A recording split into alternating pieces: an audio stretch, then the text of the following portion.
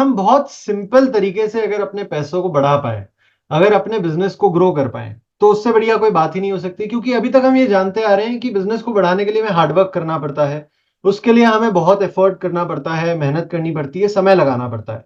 But वहीं पर एक ऐसा तरीका भी है जिसमें वो जो समय लगाना होगा, वो समय एक सही जगह पर जब लगेगा तो आगे की प्रोसेस फास्ट हो जाएगी। जैसे सिंपल चीज है, बुलेट ट्रेन को इन्वेंट करने में समय लगा, पर समय लगा दिया तो उसके बाद बुलेट ट्रेन बन गई। अब वो बुलेट ट्रेन बन गई तो उससे हमारा समय कम हो गया ना आने जाने का। बिल्कुल उसी प्रकार से हम एक ऐसा समय जो लगा रहे हैं वो समय इस हिसाब से लगाएं कि हमारे बिजनेस का एक ऐसा प्रोसेस बन जाए जिससे हमारे बढ़ने की क्षमता जो है वो तेज हो जाएगी और हम ज्यादा से ज्यादा जल्दी अपने बिजनेस को ग्रो कर पाएंगे। तो उसके लिए सबसे पहला पॉइंट जो आपको लिखना चाहिए वो ये है कि ये बिजनेस है सेलिंग का। ये बिजनेस है सेलिंग का, करेक्ट?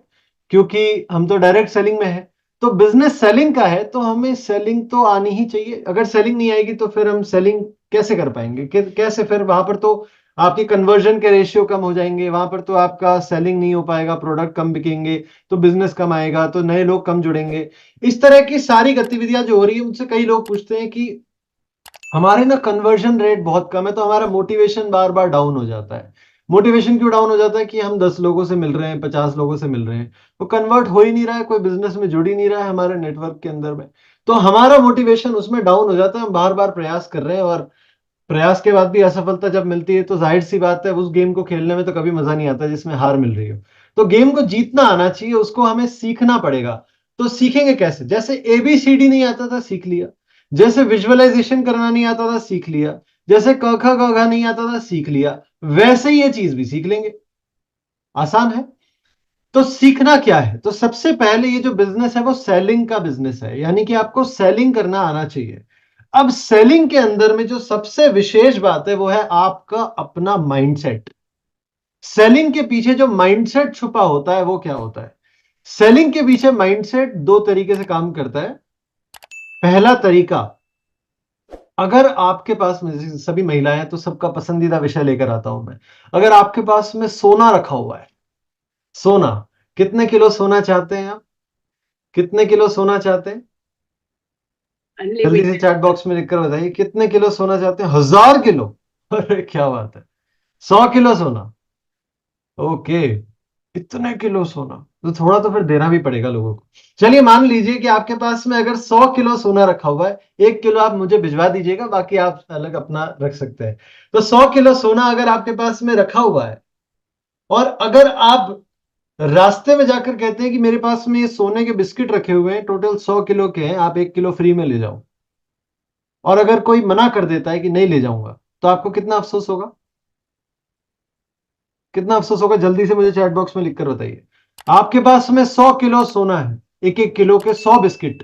1 किलो का बिस्किट आप किसी को फ्री में देने के लिए बोलते हैं सड़क पे खड़े होकर कि ये 1 किलो सोना है, फ्री में ले जाओ मुझसे, और वो नहीं ले जाता है, तो आपको कितना अफसोस होगा? कुछ लोग लिख रहे हैं बहुत अफसोस होगा। कुछ भी नहीं होगा सर। कुछ भी नहीं होता। कुछ लिख रहे हैं नहीं होगा अफसोस।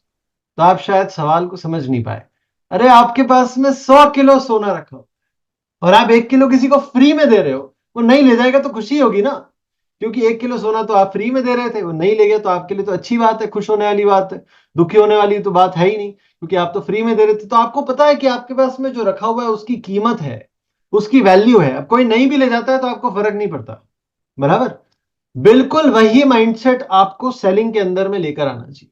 पर वो कब आता है? जब आप पहले 100% प्रोडक्ट यूज होना चाहिए, डेफिनेटली, राइट। जब आपको प्रोडक्ट यूज करेंगे तभी तो उसकी कीमत आपको समझ में आएगी कि इसकी वैल्यू क्या है। जैसे मेरी ट्रेनिंग्स, तो मेरी ट्रेनिंग की वैल्यू मुझे पता है कि इसकी वैल्यू क्या है, मैं जो नॉलेज देता हूं उसकी वैल्यू क्या है। तो कोई नहीं ले जाएगा तो मुझे कोई फर्क नहीं पड़ेगा, कोई ले जाएगा तो मैं खुशी खुशी दे दूंगा, राइट। तो बिल्कुल वही बात है कि जब आपके पास में सोना रखा होता है और वो सोना अगर कोई नहीं ले जाता है तो आपको कोई फर्क नहीं पड़ता है, आप खुश होते हो, बल्कि आप उसके लिए बुरा फील करते हो, यार बेचारा, ये तो मौके से हाथ गवा बैठा। ये माइंडसेट हमारा जब होगा तो हम सेलिंग कर पाएंगे। सबसे पहले सेल्स माइंडसेट में ये होना चाहिए। तो हाँ, जया जी लिख रही है product is more than gold. देखिए, बोलने के लिए बातें बहुत अच्छी लगती है, बट आपको प्रोडक्ट की असली कीमत समझ में आनी चाहिए। You will not value the product more than gold, definitely. आप प्रोडक्ट की वैल्यू गोल्ड से ज्यादा नहीं रखेंगे। आपने अगर दोनों रखा है तो आपका गोल्ड तिजोरी में होगा, प्रोडक्ट तो बाहर खुला ही रखा हुआ होगा। बट मेन बात जो है वो ये है कि प्रोडक्ट की वैल्यू भी हमें समझ में आनी चाहिए। वैल्यू क्या होती है? वैल्यू एक होती है पैसों में वैल्यू, एक होती है उसकी यूजेबिलिटी। तो गोल्ड से हमारी पैसों की वैल्यू नहीं होती, उससे हमारा इमोशनल कनेक्शन जुड़ा होता है। महिलाओं का गोल्ड से एक इमोशनल कनेक्शन जुड़ा होता है ना? चैट बॉक्स में लिखकर बताइए हाँ या ना। जुड़ा होता है इमोशनल कनेक्शन। हमारे भारत में हम सोने से एक इमोशनल कनेक्शन जोड़ के रखते हैं, राइट?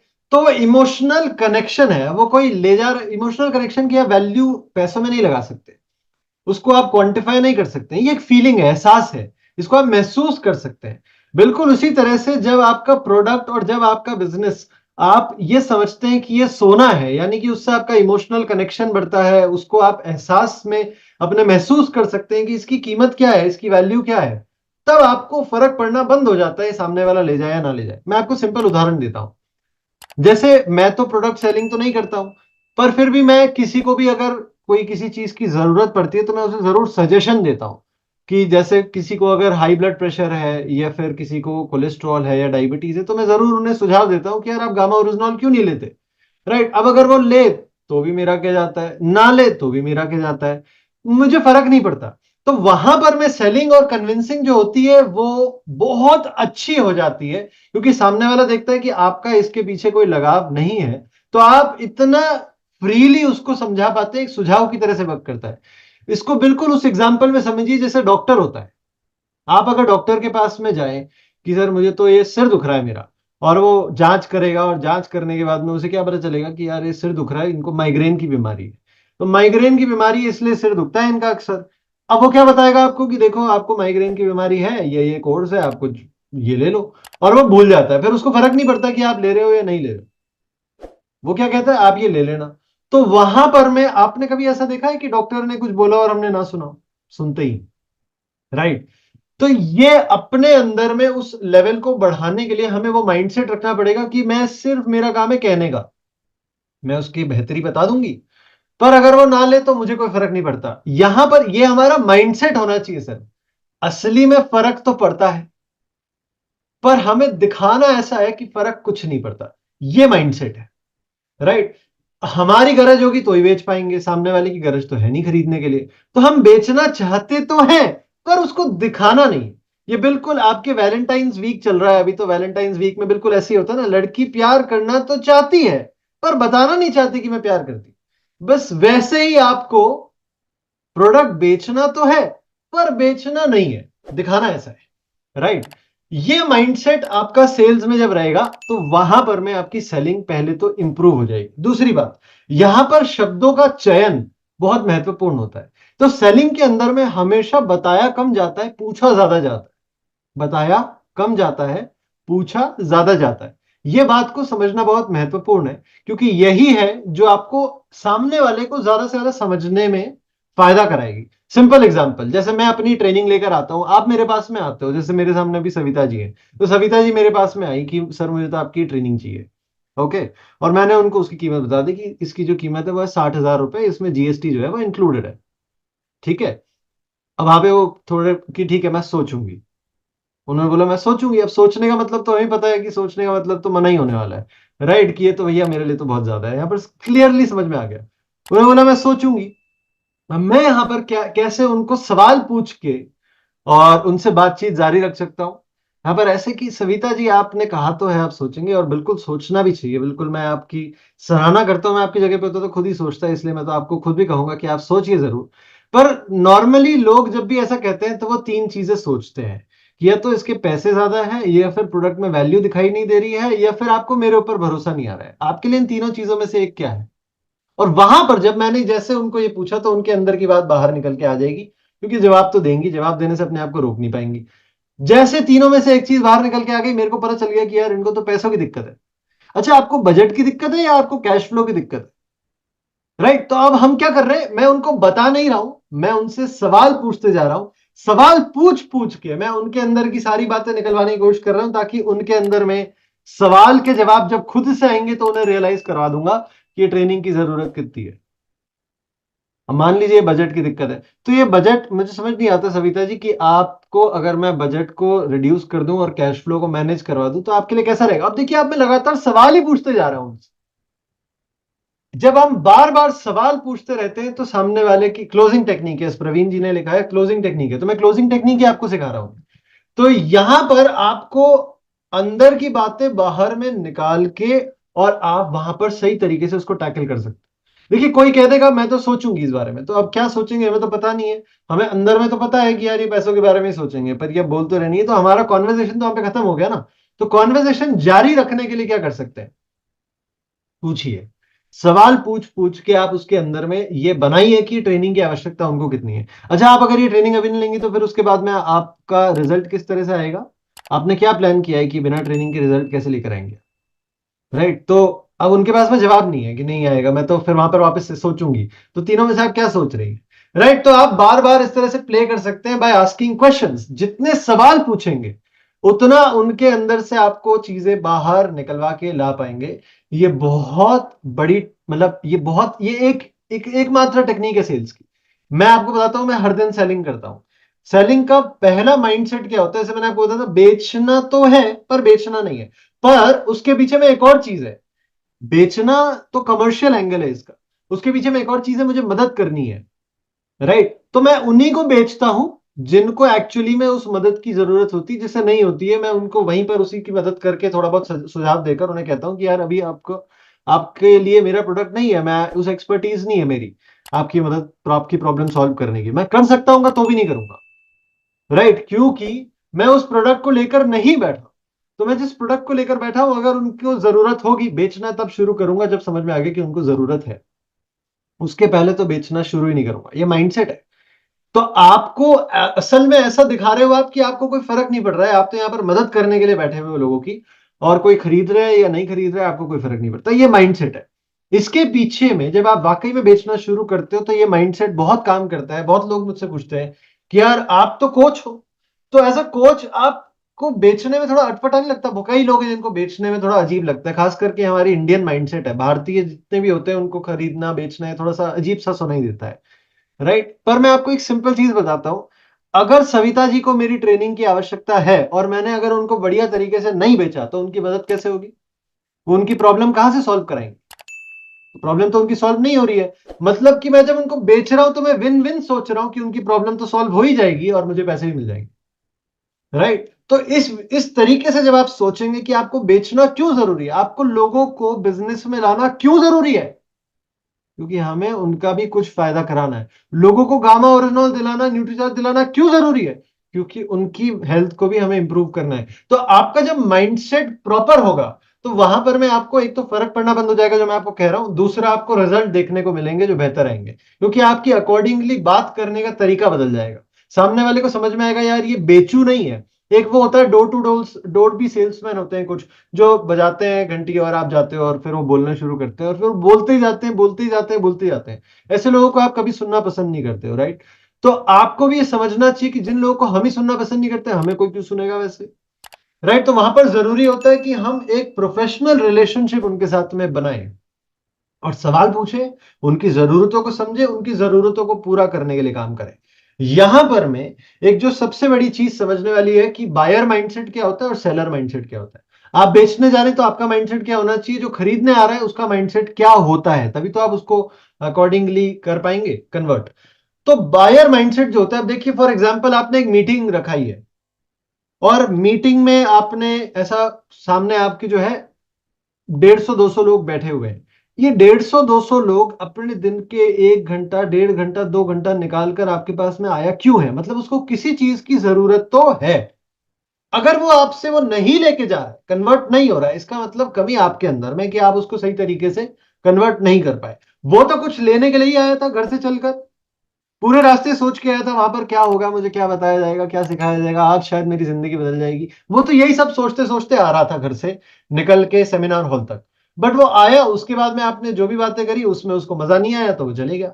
मतलब कि हमें अपनी बातों को बदलना है। तो यहां पर में एक बहुत इंपॉर्टेंट चीज है कि हमें बायर का माइंडसेट पता होना चाहिए कि वो क्या करने के लिए आ रहा है, उसे क्या चाहिए। जैसे मैंने कई बार किया है अपने फिजिकल सेमिनार्स के अंदर में, जब भी मैं सेलिंग के ऊपर में बातें करता हूं तो मैं लोगों को एक मौका देता हूं, चलो आप कन्वर्ट कर लो मुझे, आप मुझे जोड़ लो अपनी टीम में, आपका तो बहुत फायदा हो जाएगा, मैं आपकी डाउनलाइन में आ जाऊंगा। राइट। तो वहां पर में लोग आते हैं कि सर हमारे तो ये है, और आप तो हेल्थ के ऊपर काम कर पाएंगे और वो कर पाएंगे, और वहां पर मैं वहीं पर ऑफ हो जाता है, क्योंकि आपने मुझे तो समझा ही नहीं कि मेरी जरूरतें क्या है, मेरी रिक्वायरमेंट क्या है, मैं क्यों जुड़ूं आपके साथ। आप तो बहुत कुछ कर रहे हैं, जैसे मुझे कई सारी चीजें पता है कि हम तो आर्थिक आजादी के ऊपर में भी काम कर रहे हैं, ठीक है, तो मैं तो मेरे आर्थिक आजादी के ऊपर में काम कर ही रहा हूं, तो मैं दूसरों के लिए क्यों करूं। राइट, हर एक का माइंडसेट है ना। तो वहां पर में हमें बायर का माइंडसेट समझना बहुत जरूरी है, जो समझने के लिए अगेन पुराना वाला प्रिंसिपल, सवाल पूछिए, सवाल पूछ पूछ के आप उनके अंदर की बातें निकाल सकते हैं बाहर में। राइट। इस पे एक बहुत अच्छा एग्जाम्पल जो है मैं आपको बताता हूँ, बहुत आप यहां से मतलब आरसीएम के अंदर में से कई लोग हैं जो उसको कभी ना कभी फॉलो करते हैं, तो जान के कर रहे हैं, मतलब समझ के कर रहे हैं, या फिर अनजाने में उनसे हो रहा है, बट एनीवेज फॉलो कर रहे हैं। जैसे मेरे सामने अभी अनीता जी बैठी हुई है, अनीता निगम जी, राइट, उनके जो हस्बैंड है मुकेश निगम जी, मैं थोड़ी उनसे बात करी है तो मैंने समझा है उनका प्रोसेस क्या है, तो उन्होंने बताया है कि मैं जाता हूं तो जाकर उनसे कुछ सवाल पूछता हूँ कि आप कौन सा तेल वापर रहे हैं, हेल्थ गार्ड आप मूंगफली का वापर रहे हैं, कितना लगता है आपको, कितने लोगों की व्यवस्था है, कैसे क्या होगा वगैरह, और फिर वहां पर जाके पहले उनकी जरूरतें समझ के और फिर वो पिच इन करते हैं कि देखो यहाँ पर आपका कॉस्ट भी बचेगा, ज्यादा भी चलेगा, ये भी वो भी, हेल्थ भी अच्छा है। तो वहां पर मैं क्या हुआ, आपको सबसे पहले माइंडसेट समझ में आ गया सामने वाले का, और ये बहुत जरूरी होता है, क्योंकि जब तक मैंने आपका माइंडसेट नहीं समझा मैं आपको बेच नहीं सकता हूं। अब दो तरीके होते हैं इसके।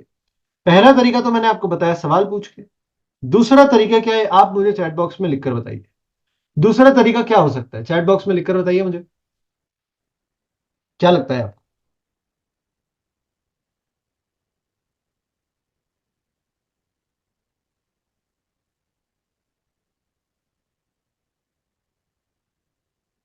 क्या बात है, सोच रहे हैं आप, या सामान यूज कराकर। ओके। और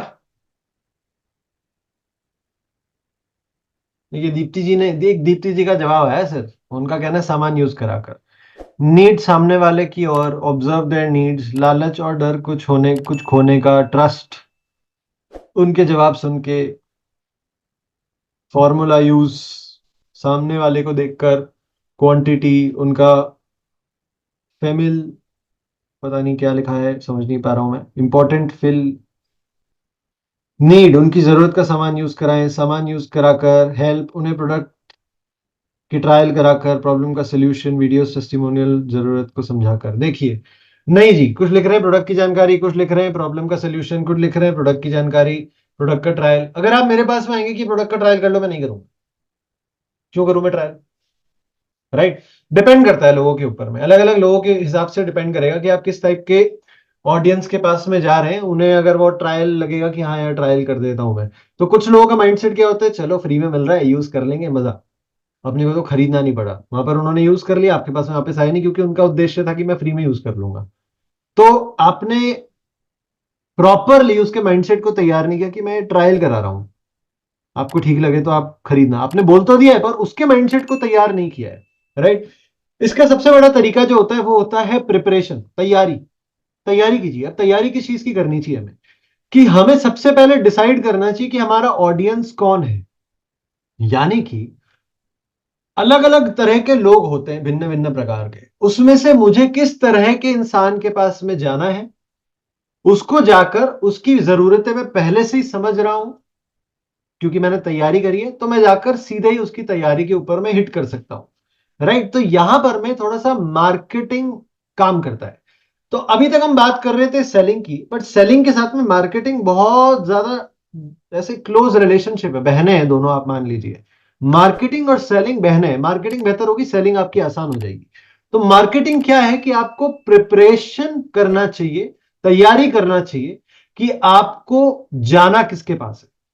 अगर आपके लिए यह है कि मैं तो किसी को भी, यानी कि पूरा इंडिया मेरा ऑडियंस है, मतलब आपका ऑडियंस कोई भी नहीं, मतलब आप किसी को नहीं जोड़ सकते। अगर आप फोकस कर रहे हैं सबके ऊपर, तो आपके पास में कोई नहीं आएगा। ये सिंपल फंडा है। यानी कि आपको फोकस करना चाहिए स्पेसिफिक चीजों के ऊपर में। जैसे हम फोकस करते हैं स्पेसिफिक के ऊपर में, जैसे मेरी एक ट्रेनिंग चलती है, करियर पायलट फ्रेमवर्क। उसके अंदर में हम स्पेसिफिक फोकस करते हैं कि सिर्फ वर्किंग प्रोफेशनल्स को ही टारगेट करेंगे, वो भी मैनेजर या उसके ऊपर वालों को, और उसमें भी उनको ये तकलीफें होनी चाहिए। जब ऐसे टारगेटिंग होती है तो वहां पर हमारा सेलिंग करना आसान हो जाता है। रिलेशनशिप बनाना चाहिए बिल्कुल, पर रिलेशनशिप का काम आगे आएगा मीना जी। पहले तो हमें उन तक पहुंचना है, तो वहां पर में क्या होता है, हमारी तैयारी पूरी होती है। अब तैयारी कैसे, जैसे मैं अगर आपको बताऊं कि ये लोगों को इनसे ज्यादा मैं जानता हूं, जिन लोगों के पास, जो लोग हमारे पास में आते हैं हमारे साथ में कॉल बुक करके ताकि हम उन्हें सेल करके कन्वर्ट कर सकें, उनसे ज्यादा उन्हीं को मैं जानता हूं। और जब मैं उन्हें बताता हूं कि देखो आपकी ये भी आदत है, आपके अंदर में ये भी है, आप ऐसा भी करते होगे, आप ऐसा भी सोचते होगे, आप इस तरह से भी करते होगे, आप ये भी होता होगा, वो भी होता होगा, उन्हें लगता है यहाँ पे कोई ज्योतिष बैठा हुआ है। मैं कहता हूं ये सब ज्योतिष ही नहीं है, ये सब है कि मैं आपके पैटर्न को आपसे बेहतर जानता हूं, क्योंकि मैं आपके मन को समझता हूं जितना आप भी नहीं समझते। राइट, ये कैसे आया? तो ये मुझे, अंतर्यामी तो मैं नहीं हूं कि मुझे मन में आ गया, सपनों में एकदम से प्रकट हो गया कि इनकी ये सारी तकलीफें हैं। ये सब तैयारी से आया है, जहां पर में हमने रिसर्च किया है कि किसकी क्या क्या तकलीफें होती है। इस रिसर्च को जितना प्रॉपर तरीके से कर पाएंगे उतना बेहतर होगा। और आज के समय में रिसर्च करना बहुत आसान हो चुका है, चैट जीपीटी कर देता है आपकी आधी रिसर्च। तो अभी तो अगर आपने चैट जीपीटी यूज नहीं किया अपने बिजनेस के लिए, थोड़ा सा यूज करके देखिए, मार्केटिंग में बहुत काम आएगा। मैं आपको बताना चाहता हूं कि चैट जीपीटी यूज करके मैंने कितनी चीजें आइडेंटिफाई करी है। तो मैं अपना स्क्रीन शेयर करूंगा, let me just open it for you. मैं एक चीज ओपन कर रहा हूं आपके लिए, और वहां पर आपको कुछ समझ में आएगा कि रिसर्च कैसे की जा सकती है और कितनी आसानी से हो सकती है। अब रिसर्च करने का काम जो है वो मेहनत वाला नहीं रहा है। राइट, अब आसान हो चुका है। तो देखिए, मैं आपके साथ में स्क्रीन शेयर कर रहा हूं, आपको ये एक्सेल शीट दिखाई दे रही होगी। यहां पर आपको समझ में आएगा कि ये जो टारगेट ऑडियंस है, ये मैंने हमारे साथी अमित मारू, शायद वो कभी आपने भी उनको सुना होगा, वो भी एक कोच है। तो अमित जी जो है, उनको तैयारी करनी थी उनके ऑडियंस को समझने के लिए। तो उनके ऑडियंस को समझने के लिए हमने कैसे काम किया कि एक तो आपकी ऑडियंस कौन है, सबसे पहले तो वो हम आइडेंटिफाई कर लें। यहां पर आइडेंटिफाई कर ली हमने कि आपकी ऑडियंस कौन होगी। Right, after giving him multiple ideas, बहुत सारे ऑप्शंस मैंने उनको दिए, उसके बाद में उन्होंने एक सिलेक्ट किया। उसके ऊपर में आप देखें तो आपकी ऑडियंस की प्रॉब्लम ये है। पर अफसोस की बात यह है कि ऑडियंस खुद भी शायद इसमें से कुछ कुछ चीजों को नहीं जानती होगी कि ये उनकी प्रॉब्लम है। जैसे फॉर, अब ये 37 पॉइंट्स का लिस्ट है। राइट, ऑडियंस को भी कई बार नहीं पता होता कि हमें प्रॉब्लम है। जैसे फॉर एग्जांपल, मैंने आपको एक सिंपल उदाहरण दिया था कि आप मेरे पास में आए डॉक्टर के पास में कि मेरा सिर दुख रहा है, पर आपको ये तो नहीं पता था कि आपको माइग्रेन है। कुछ लोगों ने सुना भी नहीं था कि माइग्रेन है। तो मैं अगर आपको बोलूं कि आपको माइग्रेन है, आप बोलोगे नहीं है, पर मेरा तो सिर्फ सिर दुखता है। तो मुझे आपको कहां से पकड़ना पड़ेगा, क्या आपका सिर दुखता है? ये आपका एक्सप्रेशन है। राइट, अब माइग्रेन को अगर मैं टारगेट कर रहा हूं तो माइग्रेन में सिर भी दुखता है, कुछ और भी चीजें होती होगी। तो जो जो चीजें होती है वहां पर मुझे टारगेट करना पड़ेगा, तो ये प्रॉब्लम है। पर आपके अंदर की फीलिंग ये है, आपकी बातों में आप ये सारी शब्दों को प्रयोग करते हैं, वो सब ढूंढना पड़ता है। यहां से क्या होता है कि हम चीजों को बहुत आसानी से टारगेट कर पाते हैं। जैसे ही अब सोचिए, ये सिर्फ हमने किस लिए बनाया है? सिर्फ सोशल मीडिया के लिए, कि इंस्टाग्राम का जो वीडियोस बनेंगे वो इसके लिए बनेंगे, इसके हिसाब से बनेंगे। तो हम इतना स्पेसिफिक टारगेटिंग जब करते हैं, तब जाकर सही ऑडियंस हमारे पास में आ पाती है। इसके लिए आपको पहले से उनकी तैयारी करनी चाहिए कि मेरी जो ऑडियंस है, जिसे मैं प्रोडक्ट सेल करना चाहती हूं, कौन सा प्रोडक्ट सेल करना है और वो क्यों, किसको करना है और वो क्यों लेगा। ये तैयारी जब आपकी हो जाएगी तो आपके लिए प्रोडक्ट सेल करना आसान हो जाएगा, पॉइंट वन। वैसे ही जब आप किसी को जोड़ते हैं, अगर आपको लगता है सब हर किसी को जुड़ जाना चाहिए, तो हर कोई तो नहीं जुड़ेगा आपके साथ में। जुड़ना चाहिए वो बात अलग, पर सब आपके लिए नहीं है, सब आपके साथ में नहीं जुड़ेंगे। तो आपको एक स्पेसिफिक ऑडियंस को पकड़ना पड़ेगा कि मैं इस तरह के लोगों को जोड़ूंगी। और जोड़ने के लिए उनकी तैयारी कैसे करनी है, इनकी ऊपर में इनकी तकलीफें क्या हैं, इनकी समस्याएं क्या है, ये किस तरह के रिजल्ट चाहते हैं अपनी जिंदगी में, इस तरह की बातें जब आप ढूंढेंगे तो आपको ऑब्वियसली मिलेगा वहां से। और जब आप ये रिसर्च पूरी करेंगे तो वहां से आपका टारगेट करना आसान हो जाएगा। अब आप सोचिए कि अगर कोई वर्किंग प्रोफेशनल मेरे पास में आता है, बिल्कुल किसी ने लिखा है आदर्श ग्राहक चुन लीजिए, बिल्कुल हम कोचिंग की लैंग्वेज में उसको बोलते हैं रामलाल। तो आप अपना रामलाल चुन लीजिए कि आपका रामलाल कौन है, उसकी क्या खूबियां हैं, क्या विशेषताएं हैं। तो आपका वो आदर्श ग्राहक बन जाएगा, और उसे उसी को आप टारगेट करेंगे तो बहुत आसानी से आपका कन्वर्जन रेट आएगा। सिंपल एग्जांपल, जैसे हमारे पास में वर्किंग प्रोफेशनल आ रहा है, वो भी अगर डायरेक्टर वाइस प्रेसिडेंट लेवल का आता है, तो मैं यहाँ पर 26 साल का व्यक्ति बैठा होगा, वो वहां पर 45-50 की उम्र के, तो आते ही मेरे को जज करते हैं, ये बच्चा हमें सिखाएगा।